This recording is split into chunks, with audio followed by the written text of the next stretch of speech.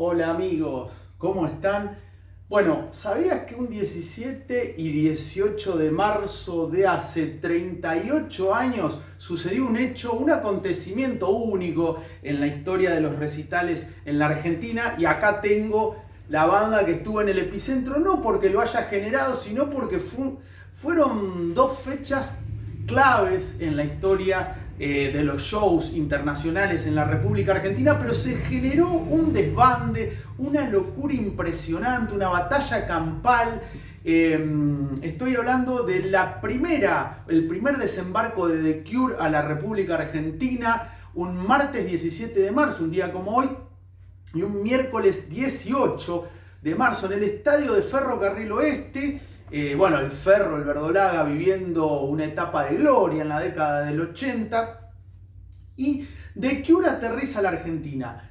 Venía con el éxito descomunal de The Head on the Door, ese disco que tenía Close to Me, temazo. Yo los descubrí ahí a los Cure, pero fundamentalmente los descubro por la televisación de este show que se da justamente. No sé si fue en directo, me parece que fue transmitido de manera diferida por Canal 11 antes de ser Telefe, Canal 13 de la ciudad de Santa Fe, y ahí descubrí a The Cure y obviamente me fascinó. Hasta el día de hoy sigo amando a esta agrupación.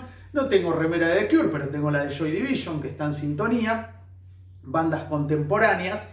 Y como decía, el 5 de mayo, una fecha clave para el Club de Mis Amores, Colón, ya que en el año 1987 Colón iba a cumplir 82 años de vida. Bueno, ese 5 de mayo de 1987 salía el flamante para ese entonces disco de The Cure, Kiss Me, Kiss Me, Kiss Me, que tiene Just Like Heaven, un tema hermoso que por ahí a mí me bajoneaba cuando era adolescente, Hot, Hot, Hot, Why Can't I Be You, un temazo.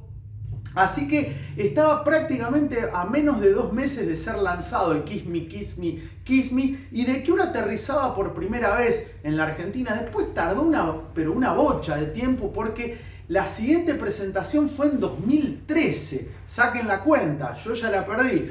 Y en 2023 se vuelven a presentar. Pero esta fue una presentación clave, muy importante. Lo trajo Daniel Greenbank aquí a la República Argentina. ¿Quién otro sino el productor de los shows más importantes de la historia de la República Argentina? No había o no hubo muchos artistas en el furor de su carrera, en la cresta de la ola, que vinieran o hayan venido a la Argentina. Bueno, por ahí Santana en la década del 70, The Police tocó en la inauguración de New York City, la disco. A la semana siguiente tocaban en el Madison Square Garden. Bueno, ni hablar la presencia de Queen en el año 81. En el año 1985 la fiesta de Rock and Pop, en donde estuvo la diosa Nina Hagen, In Excess, y bueno, Miguel Mateo Sass, Los Abuelos de la Nada, Sumo, entre grandes artistas locales. Pero bueno, The Cure viene justo en ese momento. Es muy interesante y hoy voy a llevar adelante otro mecanismo en los videos, que es leer a personas involucradas, ya sean músicos, productores o público que haya asistido a este show en Ferro. Y voy a arrancar con una voz más que autorizada, Robert Smith.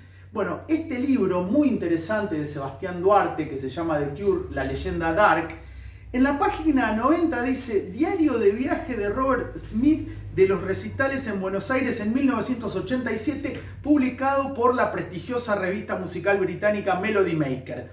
Y el diario de visita de la Argentina, el diario íntimo, por así decir, de Robert Smith, decía: 17 de marzo de 1987, hace 38 años exactamente en el día de la fecha, Robert decía: hago otro par de entrevistas y recibo la camiseta de la Selección Nacional de Fútbol, un ramo de rosas rojas y el mensaje de un hombre que luce insanamente parecido a Tootsie, el personaje de Dustin Hoffman en la película del mismo nombre. Y luego, continúa Robert, el sonido de vidrios rotos.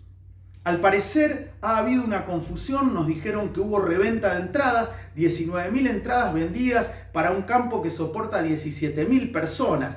Van a ver que después Lol Tolhurst, tecladista en ese momento de The Cure, habla de más gente que fue. Pero bueno, como lógica consecuencia apareció un grupo de punteros, entre comillas, tratando de llegar al área de juego por otros métodos. Un disturbio a gran escala se sucede. Numerosos autos policiales tumbados, varios perros asesinados y un vendedor de panchos muerto de un paro cardíaco. Tocamos en medio de una ensordecedora algarabía durante alrededor de 2 horas. Antes de apresurar la huida, gritando, subimos a un auto para escapar. Ahora voy a leer lo que escribió al día siguiente, pero siempre en las entrevistas en las que se le preguntaba cuál era el show más peligroso que vivió en su carrera, citaba sin dudar las presentaciones en Ferro, que nada tiene que ver de Cure. Lo que sucedió es que se dio una conjunción de tribus, los Darks, los Punks, los Heavy Metal, que fueron a ver a The Cure. La banda telonera fue la Sobrecarga, gran banda de Trenkelauken, en donde estuvo Gamexane Villafañe, uno de sus miembros originales. Bueno, Gustavo Collado, el baterista, fue el primer baterista de Divididos un par de años después de este show. Pero bueno, se dio esa conjunción de tribus totalmente diferentes y pasó esto, lamentablemente. 18 de marzo de 1987, continúa Robert Smith. En la mitad del set hay varios uniformados con fuego en su cuerpo, con la mayoría de sus camaradas refugiándose bajo el escenario de la incesante y despiadada lluvia de monedas, piedras, butacas, vasos. Desafortunadamente, no todos estos objetos son tirados con puntería y Paul Thompson, uno de los míticos integrantes de The Cure, es el primero de nosotros en ser golpeado. Terminamos con una gloriosa versión punk trash Arabs a go-go y nos vamos. Afuera, el campo no tiene nada que envidiarle a Beirut y estamos más que aliviados de haber podido alcanzar el refugio del hotel. Me voy a la cama hecho pedazos. Los otros músicos pasan la mayor parte del tiempo en el bar mientras yo sueño con asesinatos. Esta es la visión que tuvo Robert Smith de la presentación aquel 17 y 18 de marzo en el estadio de Ferrocarril Oeste. También, como dato de color, en este libro recomendado de Roberto Pettinato, Luca es mío, habla del show de The Cure. Como dije, va a ser un collage, por así decirlo, sonó utilísimo, pero bueno, un collage de diferentes versiones y opiniones y testimonios de esta mítica presentación debut, por así decir, de The Cure en la Argentina.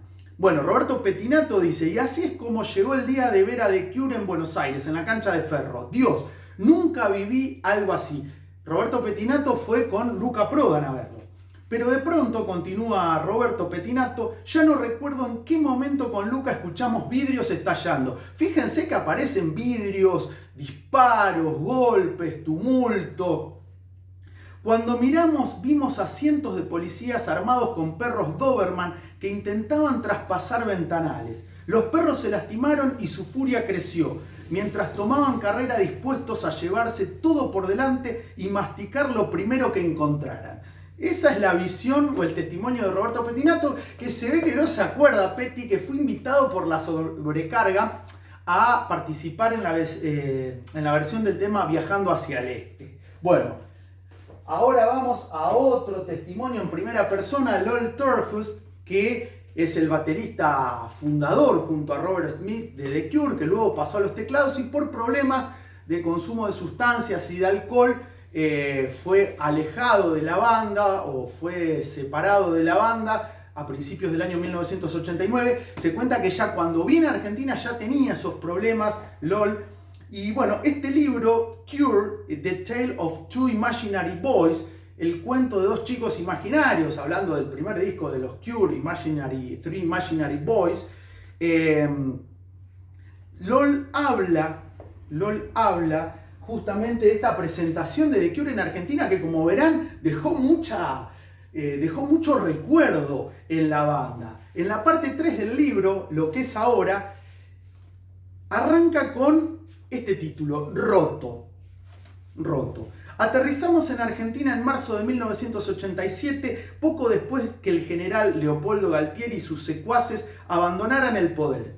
Tras la Guerra de las Malvinas, arrestaron al odioso y autoproclamado presidente y el Grupo de la Muerte. El Batallón de Inteligencia 601 fue desintegrado. Palabras de Lol Tolhurst, Fuimos una de las primeras bandas de nuestra generación en tocar en la nueva Argentina que surgió con el fin de la dictadura, que es lo que hablaba al principio. A pesar de que habían transcurrido algunos años desde la restauración de la democracia, el país todavía se estaba reestructurando. Parecía que cualquier cosa podía pasar.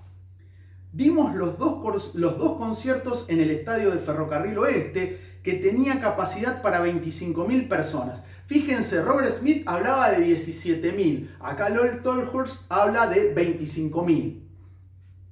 En 48 horas nos verían unas 50.000 personas o fans argentinos. Era gente que antes no nos había visto y tras haber vivido bajo el yugo fascista tenía mucho que celebrar. Esta es la visión de Lol Tolhurst, que está en su libro biográfico. Fíjense la importancia que tuvo.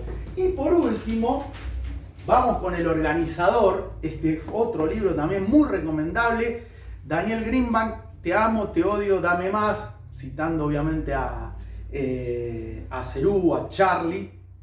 Una biografía muy interesante porque es un personaje clave también en la historia del rock y la música popular argentina, responsable de los shows más importantes que se dieron en nuestro país de la década del 80 en adelante, por ejemplo los Rolling Stones, por ejemplo The Cure, Madonna, Michael Jackson, los que se te ocurran, Paul McCartney, los trajo este señor, Nina Hagen, que ya la había nombrado, Depeche Mode, y acá, bueno, hay un capítulo dedicado a The Cure y su caótica presentación del año 87 en el Estadio de Ferro. Dice Daniel Greenbank. Y entonces llegó The Cure, apenas un mes después de los Ramones. Me olvidé de decir, los Ramones tocaron por primera vez en la Argentina en el año 87 y ahí se empieza a cocinar ese amor que tienen y que tenemos, yo me incluyo, los argentinos por los Ramones. Continúa Daniel Greenbank. Entonces, 17 de marzo del 87, hace exactamente 38 años. El primer concierto de The Cure en Ferro quedaría en la historia por varias razones y en lo personal puedo decir que fue por el aprendizaje que me dejó. El campo y la popular trasera, quienes conocen el Estadio de Ferro seguramente sabrán de lo que está hablando Greenbank, estaban divididos por el alambrado de la cancha. Y esa misma noche quedó demostrado que se trataba de un gravísimo error, algo que a partir de lo que pasó se iba a modificar para siempre. Muchos de los que estaban en la popular tiraron abajo el alambrado a fuerza de golpes a borceguíes, provocando desmanes, heridos, detenidos y un descontrol general. Un clima de incertidumbre muy pesado. Era una violencia de una ferocidad inédita. Fíjense las palabras que utiliza el organizador, el productor del show, Daniel Greenbank. Y eso de que algunos sacados mataron a varios perros de la policía a patadas no es un mito, fue real. Bueno, acá Daniel Greenbank confirma este mito que se decía que no, que sí. Bueno, lo confirma. Ese primer concierto estuvo desbordado antes de arrancar, cuando los que no tenían entradas, porque estaban agotadas, intentaron y lograron entrar a la fuerza al estadio. Y es que por aquel entonces era fácil colarse en Ferro, la gente entraba por encima de los paredones que daban a la avenida Avellaneda y los alambrados laterales. Voy a ser sincero, lo dice Greenbank, no yo, estábamos todos cagados hasta las patas. Se veían gradas prendidas fuego, gente corriendo, botellas que volaban, robos en medio de la confusión. En un momento, algunos rompieron la valla de contención delantera del escenario e invadieron la tarima de los fotógrafos que se vino abajo. Una locura total. Andy Cherniavsky, una de las grandes fotógrafas de la Argentina, de nuestra música, de nuestro rock, junto a Nora Lezano, la fotógrafa, dice Daniel Greenbank, que cubrió el show y que también estuvo en el de los Ramones en Obras, un mes antes, dijo en su momento que se sentía una corresponsal de guerra. Fíjense el ambiente que se vivió.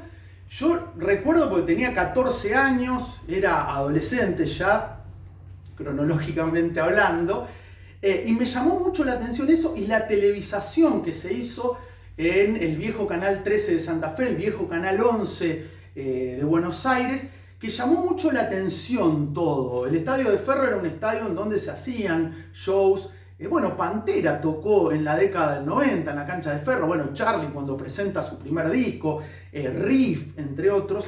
Pero lo de The Cure marcó un hito importantísimo. No solo porque viene uno de los máximos exponentes. Ya había venido en el 86 Siouxsie, que había tocado en Obras junto a Los Pillos como banda de apertura. Pero The Cure viene a un estadio, ya viene como una gran banda consolidada, como decía, con el The Head on the Door ya ahí siendo un disco multiplatino, y el Kiss Me, Kiss Me, Kiss Me que ya estaba ahí por salir, estaba saliendo.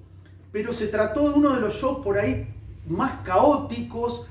Hasta ese momento yo no recuerdo que haya habido un show así, pero bueno, se juntaron las tribus, problemas de organización, vino una banda realmente grande y en su mejor momento.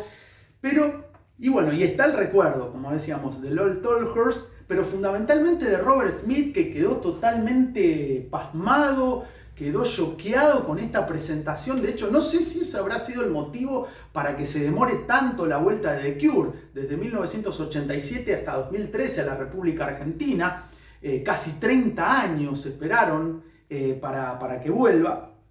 Pero bueno, acá sigo mostrando un poco. Fue un show icónico que marcó a fuego las presentaciones de bandas internacionales de gran calibre o que llenan estadios en la Argentina. De hecho, decía Robert Smith que ellos no estaban acostumbrados a tocar en grandes estadios, como pasó aquí. Pero bueno, se desbordó todo. Y queda esta fecha, como decía, hoy 17 de marzo y mañana 18 hoy se cumplen 38 años de la primera presentación, mañana se cumplen 38 de la segunda, esos emblemáticos e icónicos 2 shows en el Estadio de Ferro. ¿Fuiste a ver ese show? ¿Lo viste? Si fuiste o algún pariente tuyo lo vio, escribí acá en los comentarios, poné, lo vi, tal fue, pasó esto, pasó lo otro, contanos, porque estaría muy bueno. Aquí en Santa Fe, como decía, yo era muy pibe, un pendex, 14 años, pero bueno, esto me alimentó el gusto por The Cure. Estos 38 años que estamos celebrando de la primera llegada de The Cure a la Argentina. No te olvides de seguir si estás en mi canal, un me gusta, un comentario, la campanita, te suscribís, así te va avisando del próximo video y nos vamos. Gracias como siempre, ¡viva The Cure!